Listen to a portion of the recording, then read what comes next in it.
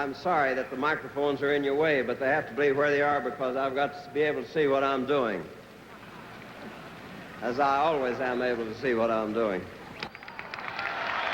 This week, prime time on C-SPAN 2, convention speeches from 1948 through 2000.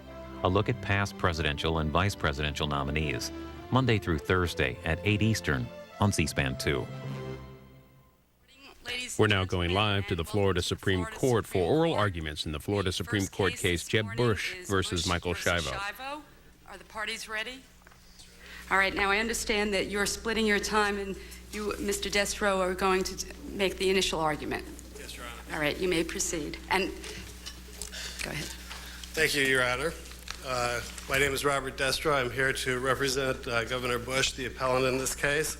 And with me are Kenneth Connor, who will argue in rebuttal, and Camille Godwin. And before you get into your argument, the court would appreciate it if, in your order, that you would address the separation of powers argument first before the privacy argument, and then with whatever remaining time, you're free to argue the other issues. Sure. Thank you, Your Honor. May it please the court. Terri Schiavo did not have the benefit of an independent advocate at any relevant time before or during the implementation. Let's try to get into the argument on separation of power. All right, Your Honor. Let me ask you this. Would you agree that the governor did not have the power to order a stay on October 15th, 2003? Your Honor, no. I think the order to the stay is based on the act. Yes, Your Honor. So the governor's power to act and enter a stay came solely from the legislature. Yes, Your Honor. The power of parens patriae does come from the legislature. Is it something unique about the governor that the legislature could give this power to, or could the legislature give this power to you? No, Your Honor, but in fact the legislature has given the power to any person in the state of Florida to raise the question of the rights of a vulnerable adult in an appropriate court, and that's really all this act does. Okay, I've got one more question along this line. Now, yes, sir. This legislation then that delegated this power, it did it to involve in reality a single case, correct? No, Your Honor, it did not. Well, what other cases would meet the description of somebody that had the court ordered the whole line of things that are in this statute other than the petitioner in this case? Well, Your Honor, the statute itself is open-ended. Certainly, Terri Schiavo fits within the description of the statute, but it would be a question of fact as to whether or not there are other people in the state of Florida at any given time during the time this statute was in effect. It would certainly be a question of fact, and there are other people who could fit that description. The statute's very clear on its face that you don't have an advance directive, that the court has found that when nutrition and hydration can be withdrawn, there could be any number of people, and it would be a question of fact as to how many were in the state of Florida at that time. Wouldn't those people have to fit into this 15-day time period? This act came into effect on a particular day, and 15 days later, it's no longer in effect. Is that correct? Yes, Your Honor, that's true. And so whether Schiavo is the only person who meets the criteria or some other people in the statute who would have to be in that short 15-day time period. Is that not correct? And they would have to meet each of the criteria outlined in that statute. Yes, Your Honor. And if I can just add, though, if the legislature, the separation of powers issue that the court is rightly concerned about, would also be the case if the legislature had amended Chapter 765 and provided this as a procedure across the board, which it could do after this case. Well, let's get back to the issue of first of all, there's two aspects to the separation of powers. One is the facial constitutional issue, which is whether this is an unlawful delegation of unfettered discretion to the executive branch. The second issue we're talking about is whether, as applied to Terri Schiavo, it is an encroachment on the judicial branch's final order and giving the governor a super appellate power. So on the issue of the unfettered discretion, and going back to what Justice Wells says, are you saying this statute could have been set up and given the power to issue this one-time stay to anybody, any agency in the executive branch? No, Your Honor. The legislature gave this power to the governor because the governor historically stands in the role of parens patriae. He's the ultimate defender of people's civil rights in the state of Florida. He's sworn to see that the law is faithfully executed. And with that, so the governor would be the only proper person that the legislature could give this super appellate review power to. Well, it's not, Your Honor. That I would argue somewhat with your characterization that this is a super appellate power.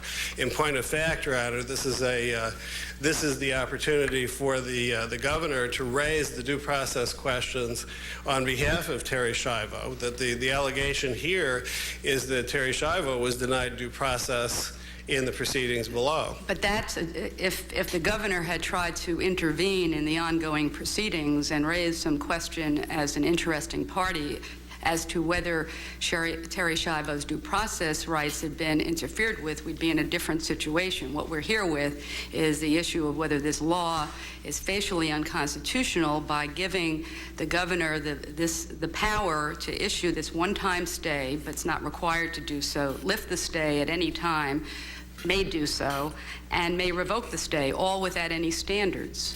Well, Your Honor, this is the problem that I have with that particular argument, is that this law does not make any sense unless it's read in peri materia with Chapter 765 and Chapter 744. In fact, we would argue that, in point of fact, that constitutionally, in order to give people with severe disabilities the right to question the adequacy of their representation below, you have to read these statutes in peri materia. It's not designed to be part of Chapter 765, is it? Your Honor, I think actually, Your Honor, it adds that extra level of protection to Chapter 765. But is it doesn't do it on the face. Is it an amendment to Chapter 765? Is it an additional section? I think it should be read that way, but the legislature did this quickly. Did the legislature amend Chapter 765 to add a new section, which is this law? I think you should read it that way, yes. Well, I don't want to read anything that's not in there. It's not on the face. I'm asking you if the legislature said that it was amending Chapter 765 or any other chapter by adding this new section. No, it did not say that on the face of the statute, but I think reading the statute in terms of what it provides, it's tied very clearly to 744 and 765. And is there any other case from this court in which we have read into an act that it amends a particular chapter of the Florida laws when it doesn't specifically say so? Your Honor, this court has said in Ferguson versus State and in other cases that when the face of the statute shows that it is clearly related to other statutes, it should be read in peri materia with them. If it's clear on its face that it can stand alone, and our argument is that it simply cannot stand alone. Have you, in terms of looking at the purpose of this law, and I'm not sure whether when we get into separation of powers, whether that's the relevant inquiry, but could you then address, because I know the whole argument is that this is giving this protection, where the 15-day expiration date? In other words, an idea that we're going to protect a whole class of disabled individuals, severely disabled individuals who already have been found to be in a persistent vegetative state, who already have had hydration and withdrawn, but it only lasts for 15 days. Well, Your Honor, given the nature of of what was going on not only in this case, but in all cases in which nutrition and hydration is withdrawn, there is a temporal imperative that there be an action before all the constitutional rights to due process, equal protection, and privacy are lost. Are there? And so Justice sorry? Quince. Are there any other places in the Florida statute where the governor has this kind of power to stay proceedings? Well, Your Honor, actually, the governor does have the power in death cases to stay proceedings. You're talking about Chapter 922. Yes, and the clemency power is And then there. Chapter 922, isn't there standards and procedures that the governor has to abide by if he, in fact, enters a stay?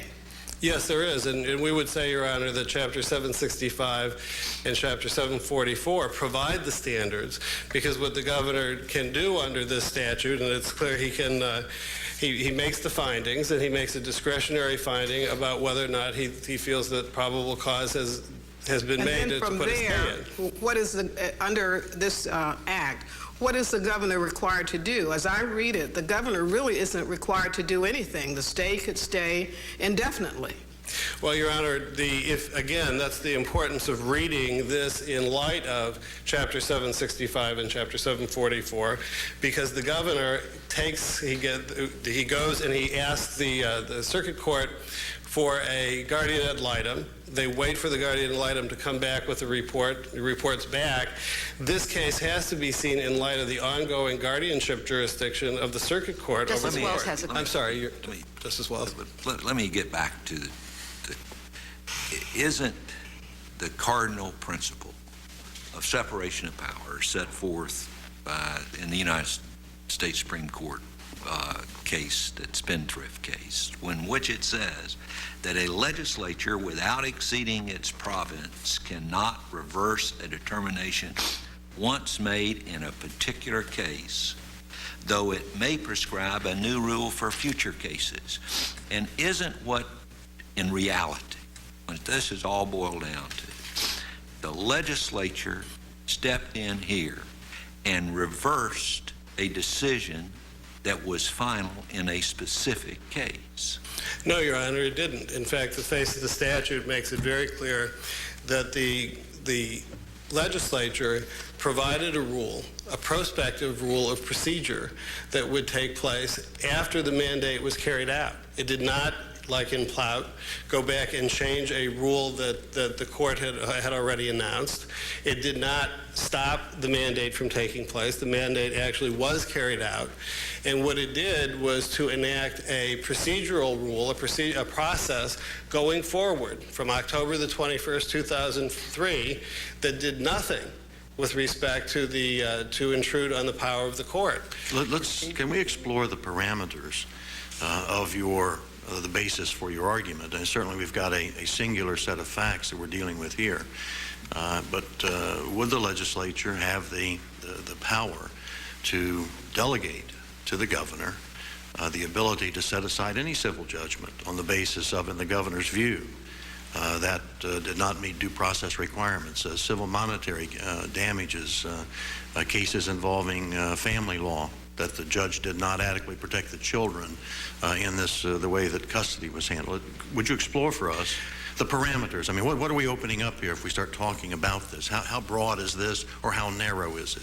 Actually, Your Honor, I think this is a very narrow principle, because what we're dealing with here is the full implications of the Browning decision, where this court held that an incompetent person has the same rights that a competent person is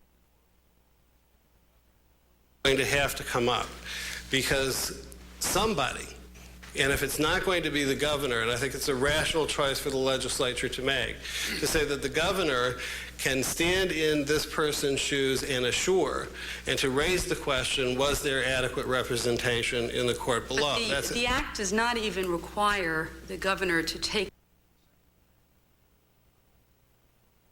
what the underlying litigation was that went over a 6-year period, was to determine what Terri Schiavo's wishes would have been if she were in a position to assert them at the time that the final judgment was entered. Do you agree with that? We're not looking at what is in the best interest of an adult, but what would be their wishes. Do you agree with that? Well, Your Honor, the governor... That's what Browning says. Yes, Your Honor, the governor is sworn to uphold not only Chapter 765 and this court's holding in Browning, but his duty is to make sure that Terry's rights are respected. But where is that stated within the confines of the law that was enacted by the legislature? And that gets me back to the issue of this unfettered discretion. There are no standards. There is no requirement that standards be promulgated.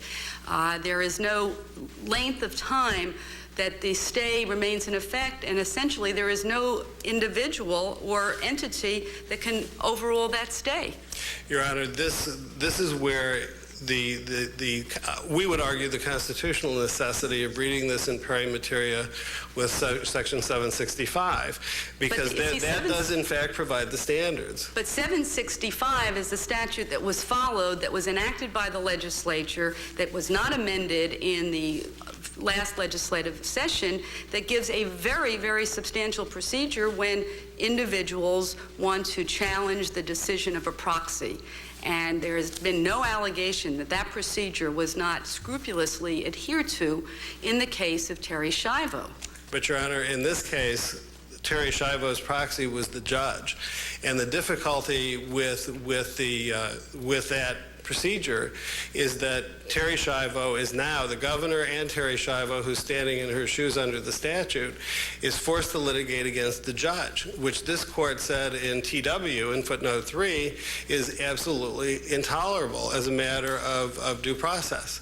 So that this is really where those statutes fit together. I know I'm into my rebuttal time. Thank you, Your Honor. Thank you very much. And Mr. Gould? Philos, okay. Sorry, I was looking at the next case. Mr. Philos, could you follow up with that last response?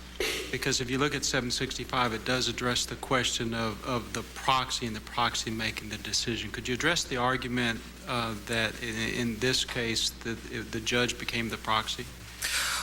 Well, could you first introduce yourself, though, and tell us who you represent on? Thank you, Your Honor. I'm George Philos. I'm counsel for Mrs. Schiavo's guardian, Michael Schiavo. I'm here this morning with co-counsel Randall Marshall, who's the director of the American Civil Liberties Union of Florida, and also Mr. Thomas Pirelli of Jenner and Block, cooperating counsel with the Florida ACLU. And on behalf of my client, we did want to thank the court for accepting the bypass certification and expediting consideration of this case.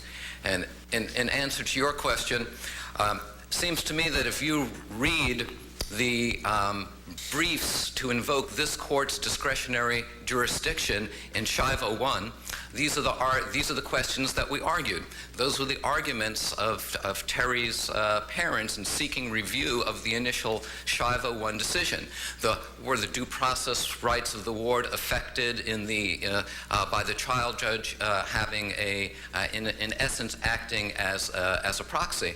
And obviously this court didn't think so 3 years ago by electing not to take its discretionary jurisdiction. And I just want to highlight, in essence, what the governor is trying to do in this case is relitigate and force a re-adjudication of Terri Schiavo's rights, which have already been fully and finally litigated in the courts of the state. The procedure that was followed was the procedure that was set forth in Browning and then is subsequently put into statutory format by the legislature, which anticipates that if there is a dispute between the parties, that the judge would set forth a decision. But if prospectively the legislature determined that there should be a procedure that, say, takes the initial aspect of this very, very private decision out of the court and starts with some administrative process, and requires there be a guardian ad litem appointed for an incompetent adult, would you see any constitutional infirmity in such an act? And how does what we have in front of us differ from that? Yes, Your Honor, I would see constitutional infirmity for a number of reasons. First off, from the aspect of the constitutional right to privacy here. The violation here is taking from the patient and giving to the state the power to make medical treatment choices. And if you're contemplating a procedure in which the current format of having a guardian, a spouse, an adult child, close family members make a decision for an incapacitated patient, and you remove that and give that decision making to the state, even if it's in the context of a legislative scheme, yes, I think there are problems. But isn't that what we do with Department of Children and Families? In other words, when we're in a situation where we're concerned whether the rights of an individual who cannot express himself or herself either by minority or by incompetency, the idea of having additional procedures to make sure that the state's interest in preserving life is honored, and that is the norm. Why wouldn't a procedure like that be appropriate? And isn't that what they are trying to do, maybe belatedly, in this situation? Well, Your Honor, I would disagree that's what they're trying to do belatedly. I think, as Justice Wells stated, it's obvious here that the intent of the legislature here was to overturn a judgment, a final judgment of the court of this state that they were particularly displeased with. But getting back to your question, Your Honor, a guardian is already appointed under Chapter 765, and if you ask, can we take an administration of a patient's constitutional rights or a dispute and take it out of the court system into another forum, I guess I would want to know what type of forum there is and who the decision maker is. You know, you have to remember these are intensely personal and private rights we're talking about here. Let me ask you, your opponents make the point that we are not really, though, talking about a judgment which was final, since this issue in this guardianship is not final as long as Ms. Schiavo is still alive. Now, what is your answer to that this is always a prospective type of situation? Your Honor, this is a final judgment for a number of reasons. Number one, it was a final statement or final word of the court system of the state of Florida. It was acknowledged by the Court of Appeal many times as a final judgment, also appealed as a final judgment. But the fact, Your Honor, that under our system of justice, under the rules of procedure, a final judgment can be vacated under certain grounds, and in this ground, and the purported grounds here is Rule 1.540B5. The fact that a final judgment could be vacated in the future doesn't make it any less final for separation of powers. To follow that logic, Your Honor, every civil judgment in this state would no longer be final and subject to legislative rescindment because it could be vacated, potentially vacated, under Rule 1.540B5. Would the governor file a motion under 1.540B5 right now, or any other subsection of 1.540 saying circumstances have changed or there's new evidence? Your Honor, I don't believe so. I believe that 1.540B5 is concerned and pertains to parties in the case. But I also did, because it's a very important point as to whether this is a final judgment, because that triggers the separation of powers analysis, Your Honor. Your Honor brought up the analogy of a child custody case. It is very true that in a family law situation, when a judge awards a custody of a minor child to one parent, that becomes a final judgment. It can be appealed, but the trial court or the family law court retains jurisdiction over that case, over that child, until the child reaches emancipation. And under that theory, because the trial court could address the custody issue at some time in the future, if we're saying that's not a final judgment, then the separation of powers protection, the firewall of separation of powers, is eradicated in family law cases, and that's certainly not the law of this state. Can you address the governor's argument or counter-argument to that he's not bound by that?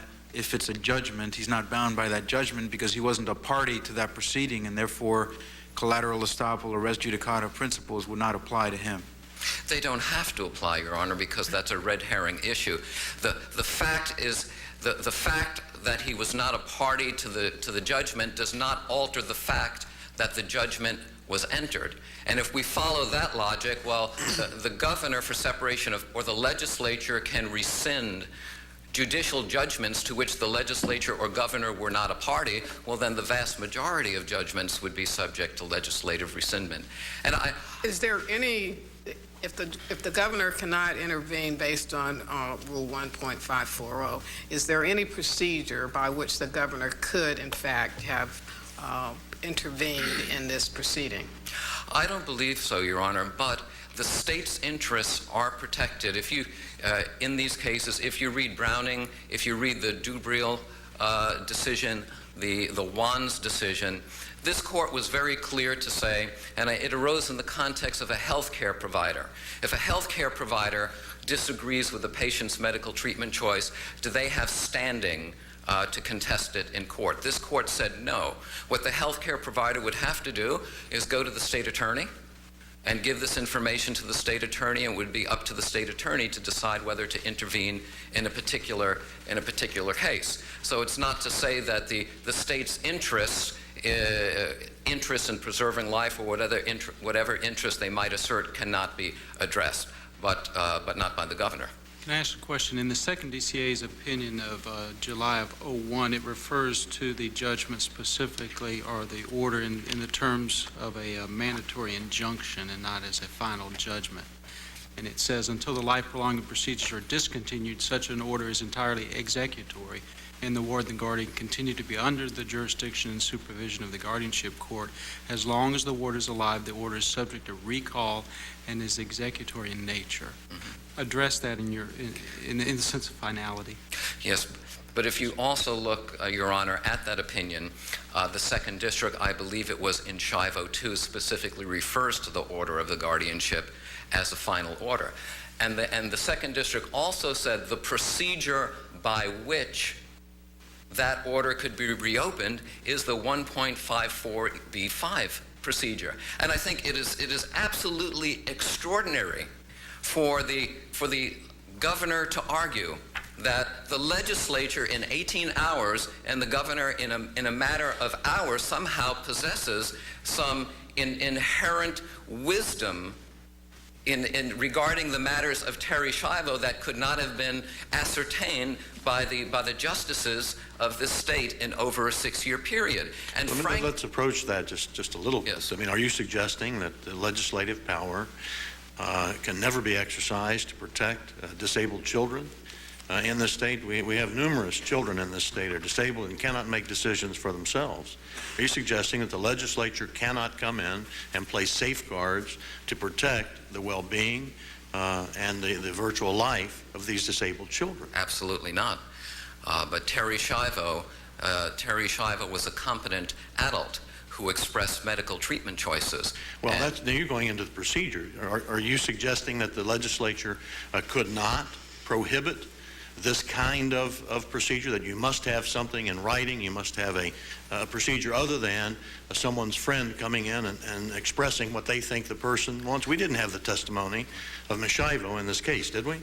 It was all testimony of other individuals. And that would always be the case, would it not, with incompetents and disabled children in the state? Your Honor, but to answer your question, if the legislature amended Chapter 765 and said, we're not going to permit removal of artificial life support unless somebody has a written advance directive, no, that law would be unconstitutional, because this court has declared in the Browning case that in order to recognize and implement an individual's right of privacy, oral declarations are sufficient to establish, as long as they're by clear and convincing evidence, the intent of the patient. So such a legislative enactment in that case would be, in my opinion, so you are saying that the legislature cannot come up with criteria contrary to the way that the judicial system has interpreted a privacy right. That's the fundamental base of your argument, then. I would say, Your Honor, that the Browning case provides the minimum right of privacy that a patient is entitled to.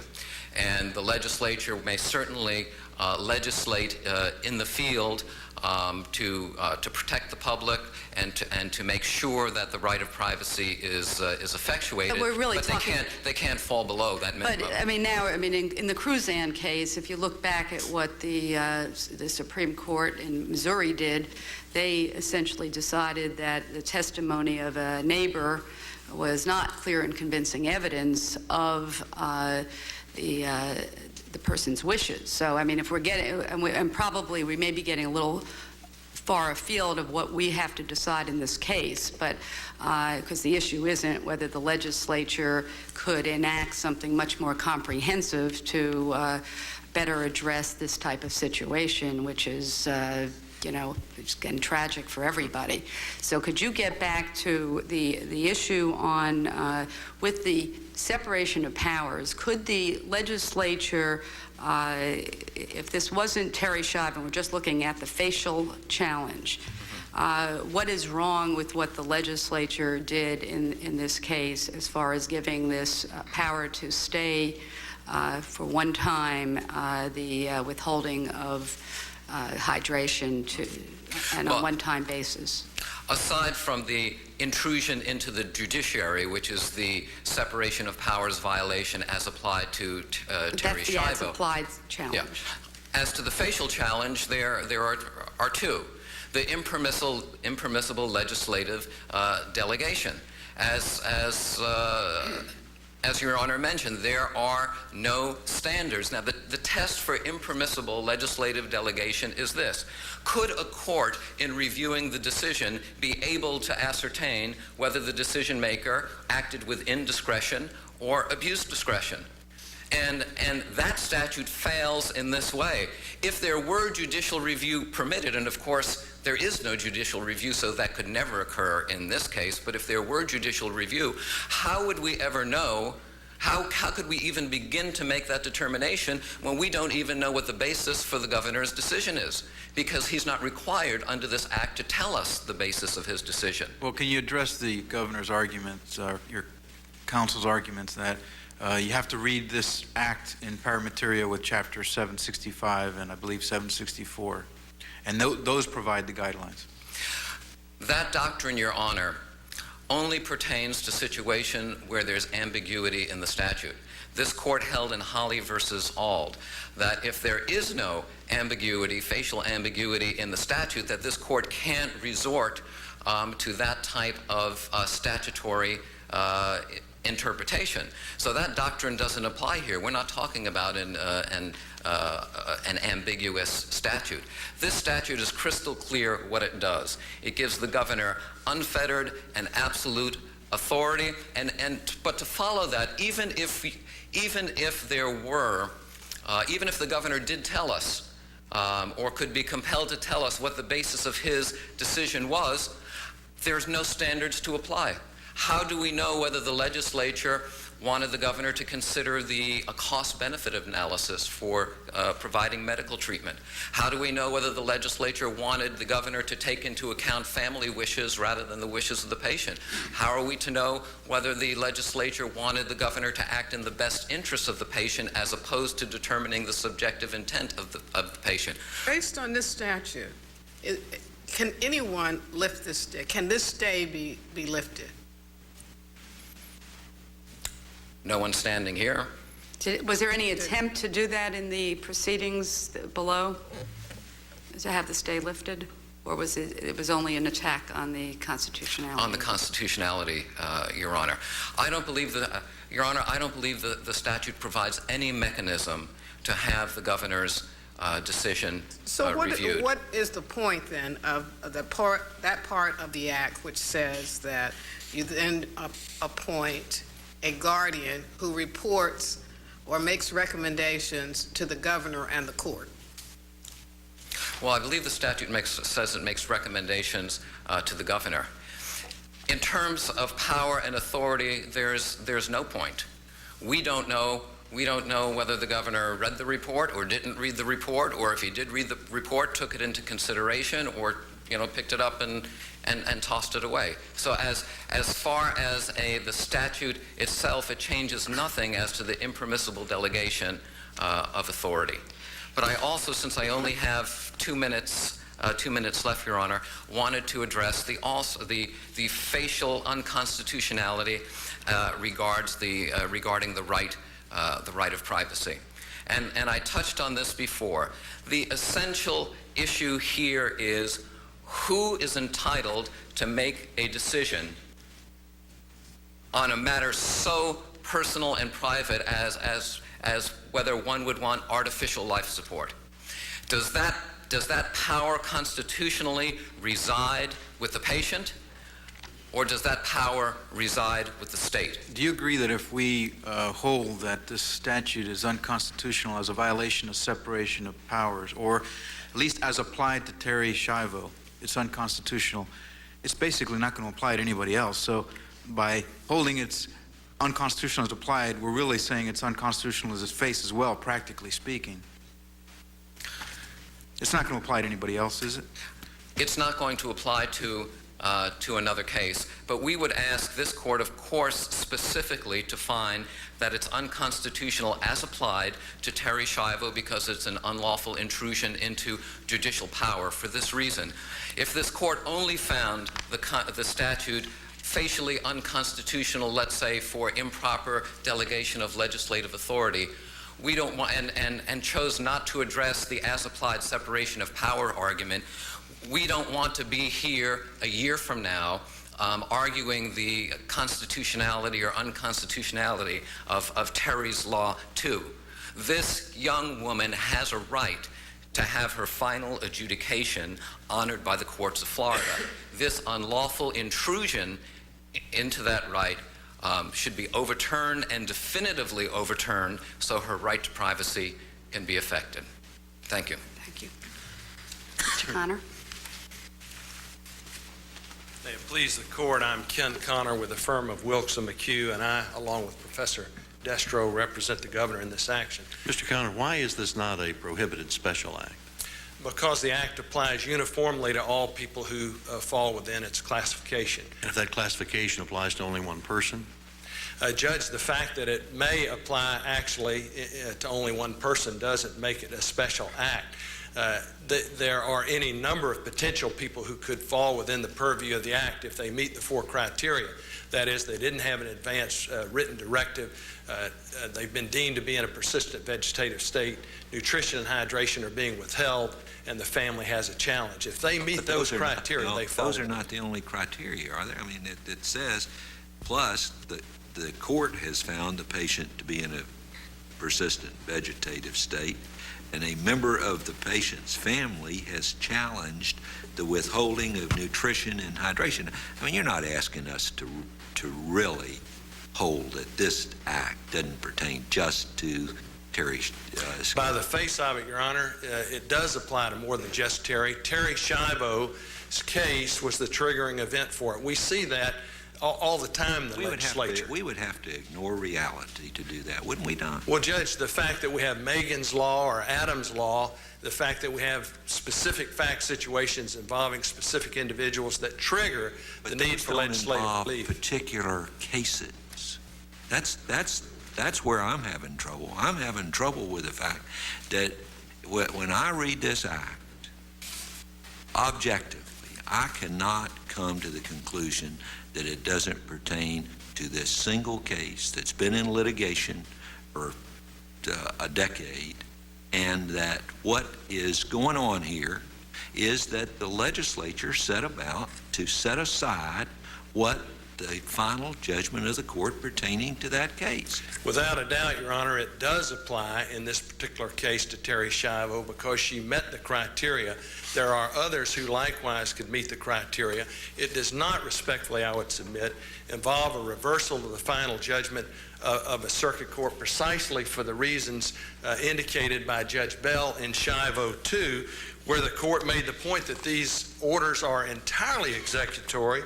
As long as the ward is alive, the order is subject to recall and is executory in nature. The mandate of the court had been complied with.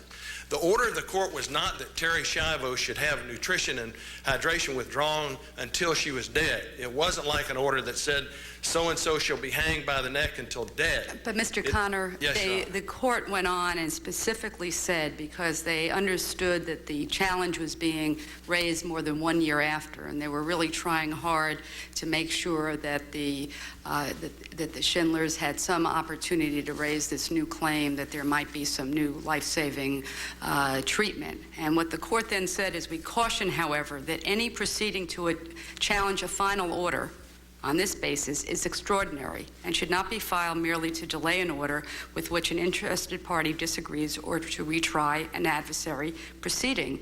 And the mechanism they set up was Rule 1.540B5, which is for challenges to final judgment. So we must, to take one line out of one opinion that, there's a series of 4 opinions, really is not the correct way to look at this. Well, Your Honor, unquestionably, this language arose in the context of 1.540 challenge.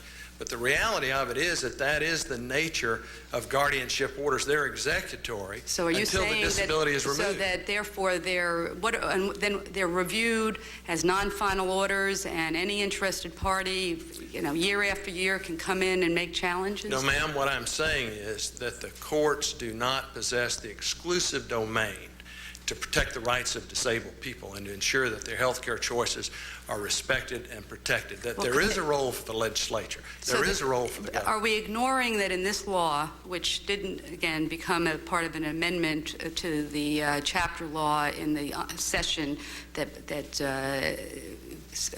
succeeded the law, was a 15-day sunset?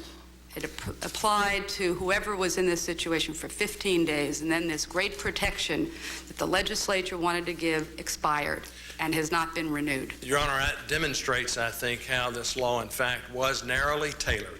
The legislature wanted to see how it worked. They had an opportunity to tweak it.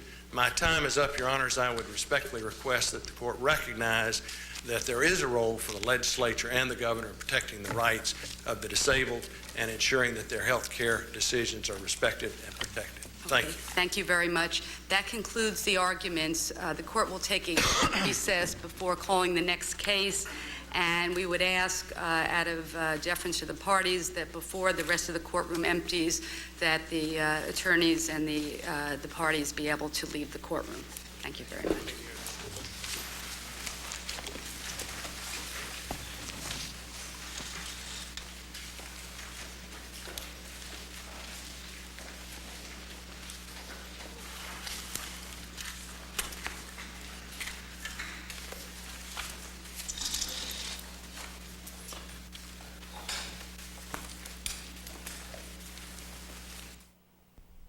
A reminder that you can hear these oral arguments in Bush v. Schiavo on America and the Courts. That's Saturday at 7 p.m. Eastern on C-SPAN. Today on C-SPAN 2, we'll show you the House Government Reform Committee hearings on the September 11 Commission report, beginning in a couple of minutes with Commissioners Bob Kerry and John Lehman. At 1 p.m., we'll hear from relatives of those lost in the September 11th terrorist attacks. They're followed at 2:40 by Comptroller David Walker. And wrapping up at 3:30 p.m., Commission Chairman Tom Kane and his colleague Jamie Gorelick talk about public diplomacy in the Middle East. C-SPAN's convention coverage gets underway this evening at 6 p.m. Eastern with a preview program. We'll take your calls, interview some of the delegates, and take you behind the scenes at the convention. The convention starts at 6.